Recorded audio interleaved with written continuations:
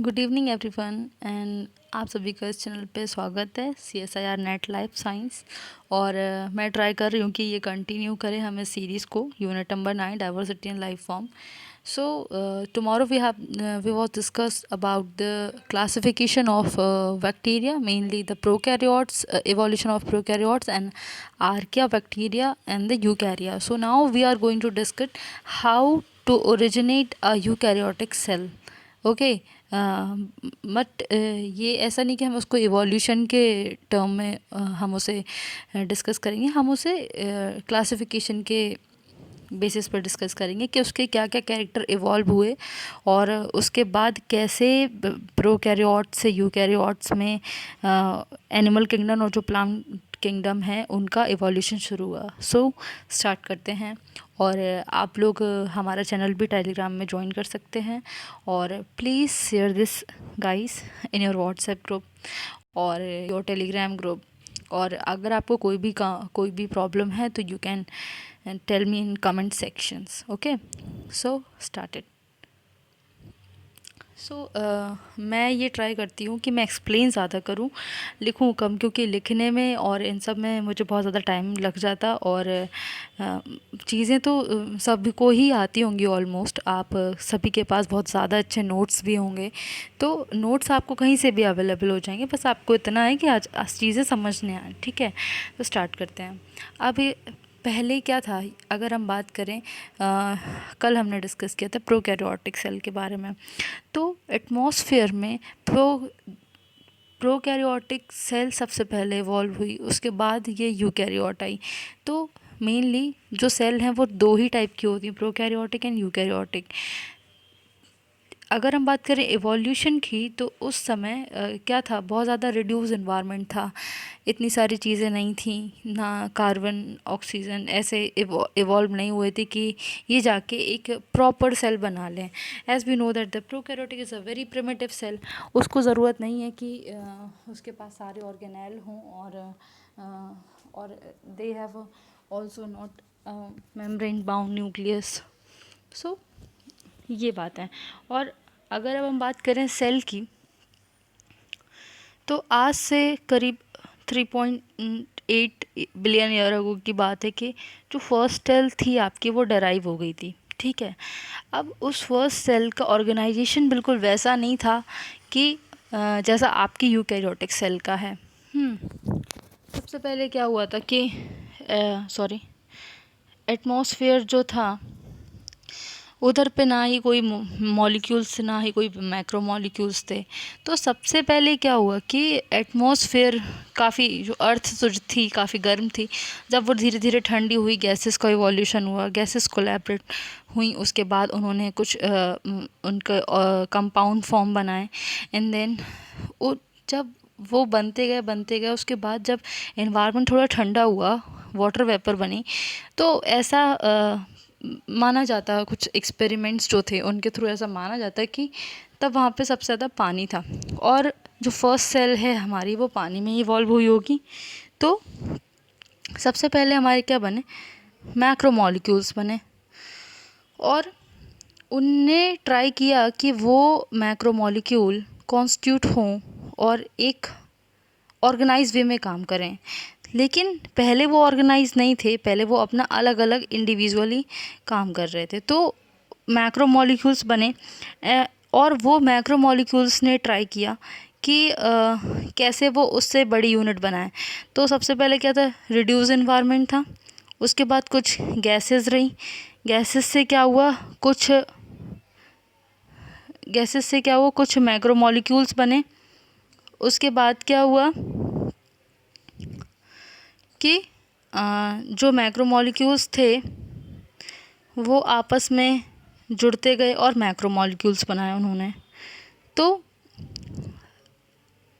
सबसे पहले अगर हम देखें तो इनकी शुरुआत जो हुई वो ये पूरी तरीके से प्रोकैरियोटिक सेल भी नहीं थे।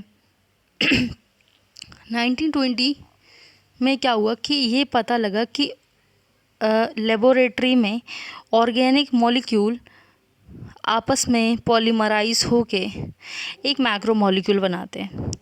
और फिर ये एक अंदाज़ा लगाया गया कि उस टाइम भी कुछ ऐसा हुआ होगा। उसके बाद क्या हुआ कि फिर ये सोचा कि हाँ फर्स्ट सेल आई होगी, फर्स्ट सेल से फिर वो धीरे धीरे ऑर्गेनाइज होके एटमॉस्फेयर में वो यूकैरियोटिक और फिर multicellular organism and then this is the present time. So this अब ये सेल जो थी ये इवॉल्व होने लगी। इसके बाद क्या हुआ कि 1950 में स्टेनली मिलर उन्होंने क्या करा कि एक एक्सपेरिमेंट किया। उन्होंने लेबोरेटरी कंडीशंस में ही सारी चीज़ें प्रोवाइड कराने की कोशिश करी। और आप लोग ने ये थ्योरी शायद 12th से पढ़े होंगे आई थिंक, यस। तो उन्होंने क्या किया कि एक जो बीकर में नीचे से हीट दी कि अर्थ गर्म थी, ऊपर से कंडेंसेशन लगाया कि एटमॉस्फेयर थोड़ा ठंडा हो रहा। उसके बाद क्या करा कि उस टाइम जो बिजली तड़क रही होंगी, थंडर्स होंगी, तो उसको उन्होंने इलेक्ट्रिक स्पार्क दे के वहाँ पे वो उन्होंने सेम वैसा इन्वायरमेंट क्रिएट करने की कोशिश करी जैसा उस टाइम पहले था, रिड्यूस इन्वायरमेंट। ओके, सो उन्हें क्या मिला कि मीथेन बनी। तो ये क्वेश्चन आ भी जाता शायद, बहुत छोटे मोटे एग्जाम्स में आता कि सबसे पहले कौन सा जो एलिमेंट बना, तो वो मीथेन। फिर ये मतलब कौन कौन से थे उस समय सॉरी, तो उसमें जो था अमोनिया, मीथेन, ये सब चीज़ें बनी H2O। तो उन्होंने ऐसा सोचा कि हाँ ये मॉलिक्यूल्स बने और इनने मिलके मैक्रो मॉलिक्यूल बनाया। और मैक्रो मॉलिक्यूल ने मिलके मे बी ये सारे अमाइनो एसिड्स बना लिए होंगे, क्योंकि जो आखिर अमाइनो एसिड्स हैं वो उनका भी तो मेन कॉन्स्टिट्यूट यही है ना कि किसी नाइट्रोजन और कार्बन और हाइड्रोजन ऑक्सीजन से मिलके एक पूरी इनकी स्ट्रक्चर बन रही। तो अमाइनो एसिड्स से पॉलीपेप्टाइड्स बने होंगे कुछ, और पॉलीपेप्टाइड से कुछ प्रोटीन्स इनकोड हुई होंगी, या फिर DNA RNA बने होंगे। तो इस तरीके से उन्होंने पता लगाया कि कैसे इवोल्यूशन हुआ था, ठीक है। और वहाँ पे जब ये पॉलीपेप्टाइड बन गए होंगे और प्रोटीन्स बन गई होंगी, तो हमें इतना पता है कि इन्फॉर्मेशन दो ही चीज़ें कैरी करके ले जा सकती। एक तो क्या हो सकता है कि हमारे न्यूक्लिक एसिड, और एक हमारा क्या हो सकता है प्रोटीन, ठीक है। तो प्रोटीन भी उस समय इतनी ज़्यादा नहीं बनी होगी, लेकिन तब ये माना जाता था कि जो DNA दो में से प्रोटीन और न्यूक्लिक एसिड में से, मतलब DNA में से DNA ज़्यादा इम्पॉर्टेंट है, क्योंकि DNA में ये पावर है कि वो सेल्फ रेप्लिकेट हो सकता, और वो खुद को एज अ टेम्पलेट यूज़ करके आगे इन्फॉर्मेशंस को ले जा सकता। जबकि प्रोटीन में DNA के कंपैरिजन में कैपेबिलिटी नहीं है। तो ये माना जाता है कि DNA ही है जो उस समय इवॉल्व हुआ होगा सेल के अंदर, एंड देन डिवाइड होते होते होते इन्फॉर्मेशंस बनी होंगी और कुछ जीन्स क्रिएट होके ऐसे ये एक सेल बनी प्रॉपर। लेकिन जब 1980s में कौन थे, सिड अल्टमैन और टॉम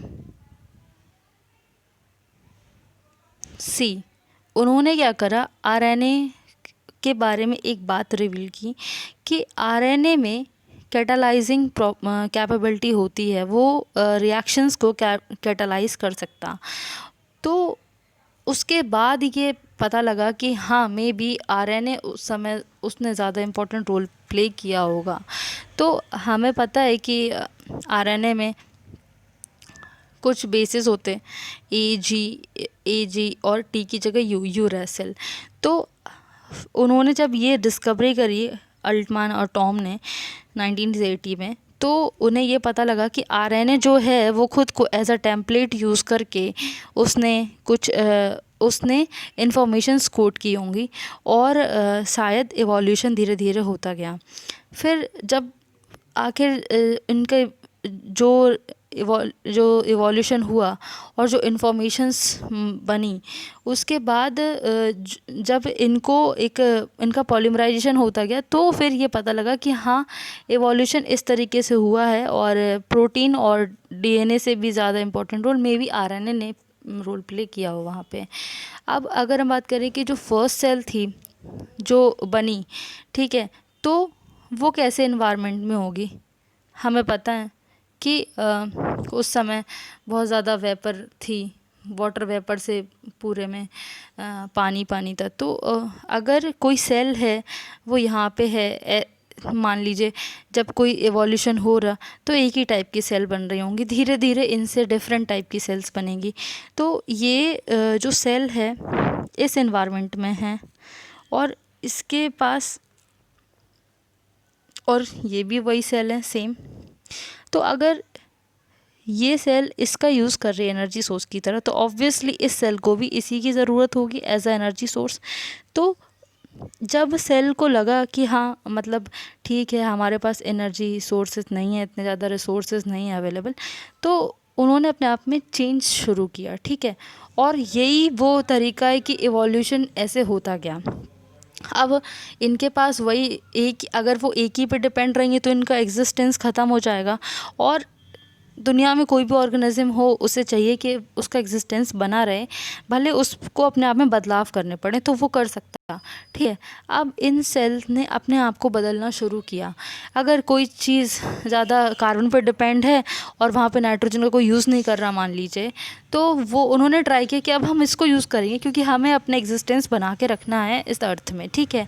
तो उन्होंने क्या करा कि खुद ही नई नई टेक्निक्स मैकेनिज़्म अपने में डेवलप की होंगी मे बी, और सेल्फ रेप्लिकेटिंग आरएनए से उन्होंने चेंजेस ला के जीन में चेंजेस किए होंगे, ठीक है।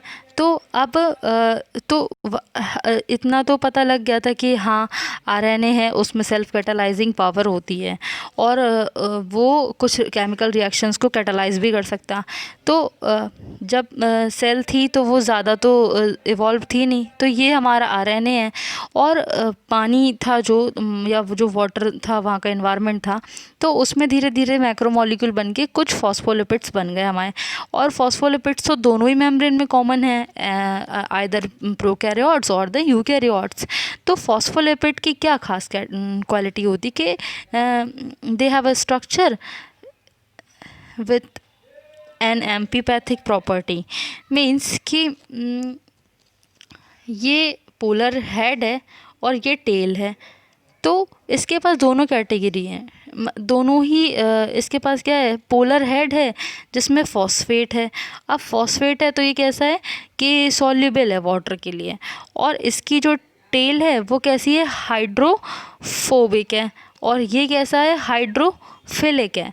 तो जैसे ही इसे वाटर मिला तो ये सारे हेड एक साइड हो गए और इसकी टेल अंदर की साइड आ गई, ठीक है। तो इन्होंने क्या करा कि एक लिपिड बायलेयर बना ली, और मे बी वो जो आरएनए है वो इसके अंदर इनक्लोज हो गया होगा और उसने धीरे धीरे इवोल्यूशन करना शुरू किया। और इस तरीके से जो इवोल्यूशनरी सीरीज़ है वो बढ़ती गई होगी। अब मान लो ये एक छोटी सी सेल बन गई होगी कि इसके चारों तरफ ये थोड़ा सा सेल वॉल का इवोल्यूशन हो गया कि एक सेल वॉल बन गई उसके चारों तरफ, और अब वो धीरे धीरे इवॉल्व होना शुरू करेंगे। अब सेल तो बन गई, लेकिन उन्हें एनर्जी कहाँ से मिलेगी सारी मेटाबॉलिक प्रोसेस के लिए। तो कोई भी सेल हो उस आइदर वो बैक्टीरिया ही क्यों ना हो, लेकिन उसके कुछ बेसिक नीड्स रहेंगी और उनके लिए उसको एनर्जी की ज़रूरत पड़ेगी। भले वो एक ही चीज़ का यूज़ करे पर उसे एनर्जी की ज़रूरत पड़ेगी। तो जो उस समय का एनवायरनमेंट था, तो 3 तरीके से वहाँ पे मे बी इवोल्यूशन के दौरान वहाँ पे मेटाबॉलिज्म होता होगा। तो सबसे पहले वहाँ पे ग्लूकोज के फॉर्म में होता होगा। क्यों? क्योंकि जो इन्वायरमेंट था वहाँ पे ज़्यादातर CO2, H2O और NO2 ये सारी चीज़ें थी, पर ऑक्सीजन नहीं था। It means the environment was anaerobic not aerobic. So obviously जो ग्लूकोज है अगर उसका हम ब्रेक डाउन करेंगे, ग्लाइकोलिसिस होगा, तो वहाँ पे लैक्टिक एसिड होगा और 2 ही ATP प्रोड्यूस होंगे। और अगर बात करें एरोबिक की, अगर एरोबिक होता तो थोड़े ज़्यादा ATP प्रोड्यूस होते हैं, ठीक है। तो अब वहाँ पे ग्लूकोज से लैक्टिक एसिड बन रहा, और एनारोबिक ही वो लोग अपना काम चला रहे। इन्वायरमेंट बहुत ज़्यादा रिड्यूस है तो वहाँ पे O2 अभी ऑक्सीजन नहीं है। अब क्या होगा कि सबको तो ऑक्सीजन अवेलेबल नहीं हो रही होगी, तो कुछ बैक्टीरिया ने क्या किया, अपने सेल्फ रेप्लिकेटिंग जो आरएनए डीएनए न्यूक्लिक एसिड है उसके थ्रू चेंजेस करके खुद को शायद थोड़ा सा ऑटोट्रॉफ बनाया होगा। कि अब उन्होंने सोचा कि हाँ ठीक है, हमारे पास ग्लूकोज नहीं है, we will use the sunlight और फॉर देयर एनर्जी सोर्स। तो उन्होंने क्या करा कि उन्होंने सोचा कि हाँ मतलब होता है ना कि जो चीज़ ज़्यादा है वो उन्होंने अपने हिसाब से उसको चेंज कर लिया। तो उन्हें लगा कि हाँ एटमॉस्फेयर में सनलाइट है, तो उसको उन्होंने एनर्जी सोर्स की तरह यूज़, CO2 ज़्यादा है, CO2 ले रहे और वाटर है, वाटर लेके सनलाइट से उन्होंने ग्लूकोज प्रोड्यूस कर लिया। और यही वो स्टार्टिंग थी कि एटमॉस्फेयर में ऑक्सीजन का रिलीज़ होना शुरू हुआ। और ये maybe these are the autotrophs bacteria जो इवॉल्व हो गए एनारोबिक ग्लाइकोलिसिस से फोटोसिंथेसिस की तरफ। और maybe they use the H2S as their energy source और मे बी यूज़ CO2, मतलब वो कुछ भी यूज़ करके उन्होंने क्या करा, ऑक्सीजन को इवॉल्व करना शुरू किया। अब जैसे जैसे इनकी कैटेगरी बड़ी और इवॉल्व होते गए और बाद में जाके शायद ये साइनोबैक्टीरिया बन गए हो मे बी। तो अब ऑक्सीजन रिच एनवायरनमेंट धीरे धीरे धीरे धीरे बढ़ने लगा। Now there is oxygen. तो अब ये थर्ड प्रोसेस आ रही। अब जो नए डिफरेंट टाइप के ऑर्गेनिज्म बने होंगे, now they use oxygen and they have done oxidative metabolism. Okay, so in which they are going with the aerobic glycolysis. ठीक है, अब ये 36 से 38 एनर्जी ATP यूज़ कर रहे होंगे। ठीक है, तो ये ऐसे उस सेल ने अपना मेटाबॉलिज्म को डेवलप किया होगा उस टाइम, और उसके बाद जाके धीरे धीरे फाइनली ये आपकी यूकैरियोटिक सेल बनी, जिसमें ये सारी चीज़ें होती, peroxisome, rough, smooth, ER, lysosome, cytoplasm. धीरे धीरे धीरे धीरे ये चीज़ें, ये एक फुल्ली इवॉल्व यूकैरियोटिक सेल है। ठीक है, तो एक छोटा सा एक रिकॉल था कि हाँ कैसे एवोल्यूशन हुआ होगा उस टाइम और कैसे ये यूकैरियोटिक सेल बनी होगी। तो अब हमें इसमें ये डिस्कस करना है कि यूकैरियोटिक सेल बनी कैसे होगी और उसमें क्या क्या चेंजेस हुए होंगे कि वो इतनी ज़्यादा वेल ऑर्गेनाइज बनी है। ठीक है, तो सबसे पहले क्या होगा कि उसकी जो सेल सरफेस है वो थोड़ी सी फ्लेक्सिबल हुई। ठीक है, जो बैक्टीरिया था वो कैसा होता था, ज़्यादातर रॉड शेप में ही पहले बैक्टीरिया होते थे। तो जो रॉड शेप के बैक्टीरिया होते तो उनमें क्या होता कि जो उनकी सेल सरफेस रहती वो बहुत ज़्यादा रिजिड रहती।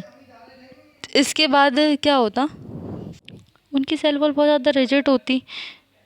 लेकिन सबसे पहले जब यूकैरियोटिक का इवोल्यूशन शुरू हुआ तो उन्होंने क्या करा कि मे बी ऐसा माना जाता है कि उन्होंने सबसे पहले अपनी सेल वॉल को हटाना शुरू करा, जिसकी वजह से क्या हुआ, वो थोड़ी सी फ्लेक्सिबल हुई और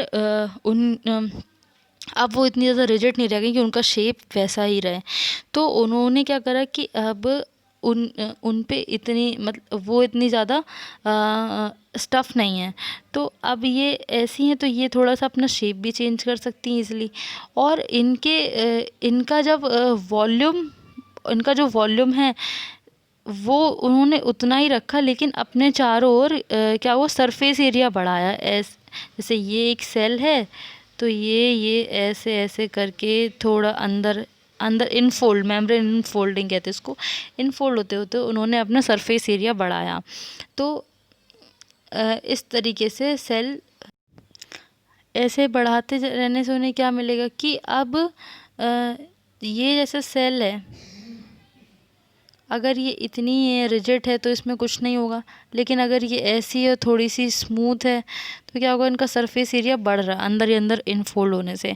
इससे क्या हो रहा कि इनको सरफेस एरिया मिल रहा है तो इनमें रैपिड मेटाबॉलिज्म होगा, और साथ ही साथ क्या होगा कि इन्हें कोई भी न्यूट्रिएंट एक्सचेंज करना होगा तो वो ईजिली कर पाएंगे। और वहीं अगर इनका छोटा सा सरफेस एरिया होगा तो वो इतने जल्दी नहीं कर पाएंगे। और इसी तरह क्या हुआ कि इन्होंने एंडोसाइटोसिस भी शुरू कर लिया। एंडोसाइटोसिस शुरू करा तो उन्होंने बाहर से कुछ बैक्टीरिया, जैसे मतलब कहते हैं कि एंडोसिम्बायोसिस वाली जो थ्योरी है कि माइटोकॉन्ड्रिया और क्लोरोप्लास्ट ऐसे ही सेल के अंदर एंटर हुए, तो वो धीरे धीरे यहाँ ऐसे इसमें फोल्ड हो कैसे सेल के अंदर आ गए। और एक आपने और प्रोसेस सुनी होगी, सेल कंपार्टमेंट टाइप का बना लेती कि वो धीरे धीरे यहाँ से, जैसे ये सेल है आपकी और धीरे धीरे ऐसे इवॉल्व होगी, तो ये पूरी वेसिकल टाइप की आपकी अलग बन के अलग हो जाएगी। ठीक है, तो इस तरह से जो सेल है उसकी सरफेस सबसे पहले फ्लेक्सिबल हुई होगी। उसके बाद क्या है, ओरिजिन ऑफ द साइटोस्केलेटन। अब धीरे धीरे जब सेल में सरफेस बढ़ने लगी तो वहाँ पे कुछ एक्स्ट्रा प्रोटीन्स भी बढ़ने लगे होंगे और उनको एक साइटोस्केलेटन उन्होंने एक इवॉल्व किया, क्योंकि ताकि उनका एक शेप बना रहे और उनको एक थोड़ी सी और उनके जो बाहर के और कुछ काम है तो वो भी उनके पूरे होते रहे। अब ये है वो मेम्ब्रेन इनफोल्डिंग की। सबसे पहले क्या था, ये जो प्लाज्मा मेम्ब्रेन है वो नॉर्मल एक सेल वॉल जब उसकी हट गई टफ वाली एंसेस्ट्रल प्रोकैरियोट्स की, तो ये धीरे धीरे अंदर इनफोल्ड होना शुरू किया। ये आपको फोल्ड नज़र आ रहे होंगे। एंड देन फिर उसमें क्या हुआ, इन्हीं फोल्ड से एंडोप्लाज्मिक रेटिकुलम बन गई होगी और मे बी न्यूक्लियोइड की चारों तरफ न्यूक्लियर मेम्ब्रेन बनी होगी और एनवलप बना होगा। और उसी तरह क्या हुआ, ये देखिए, ये this is a mitochondria and this is also come through the membrane infolding. ये मेम्ब्रेन इनफोल्ड हो रही, साथ में ये आके यहाँ पे अटैच हुआ ये, और ये this is mitochondria and attach, just a minute, this is a mitochondria and engulf of aerobic heterophic prokaryote by this cell। तो ये इसमें अंदर आके इनगल्फ हुआ तो ये आ गया। इसी तरह क्लोरोप्लास्ट भी इसके अंदर आ गया इनफोल्डिंग के टाइम। और इंसेस्ट्रल प्रोकैरियोट्स ये प्लाज्मिड बन के ये एक पूरी सेल ऐसी बन गई और धीरे धीरे इवोल्यूशन शुरू हुआ।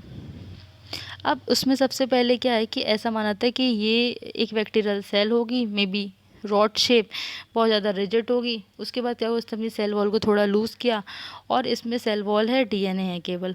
अब इसमें सबसे पहले फोल्डिंग शुरू हो रही। उसके बाद क्या है, in folding the cell membrane added the surface area. ये देखिए, उसने क्या है, अपने वॉल्यूम में इंक्रीज़ नहीं किया पर सेल सरफेस में इंक्रीज़ किया, तो वॉल्यूम उसका उतना ही रहा, इसलिए वो अंदर की तरफ फोल्ड हुई और उसने अपने सरफेस एरिया को बढ़ाया ताकि वो ज़्यादा से ज़्यादा इतने टाइनी स्ट्रक्चर से ज़्यादा से ज़्यादा अपना काम कर सके। तो ये है। उसके बाद क्या हुआ, धीरे धीरे साइटोस्केलेटन माइक्रो फिलामेंट बने होंगे और ऐसा माना जाता है कि मे भी जो बैक्टीरिया का फ्लैजिला है उससे कुछ साइटोस्केलेटन का निर्माण हुआ हो या वो ऐसे बनते गए हों धीरे धीरे।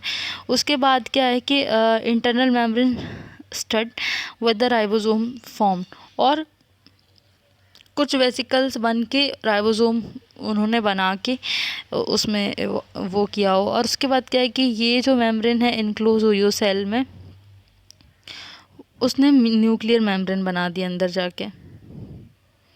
और जो फ्लैजिला है उसने फ्लैजिला ने माइक्रोट्यूब्यूल्स बाहर जो होते हैं उनका शुरू कर दिया बनाना।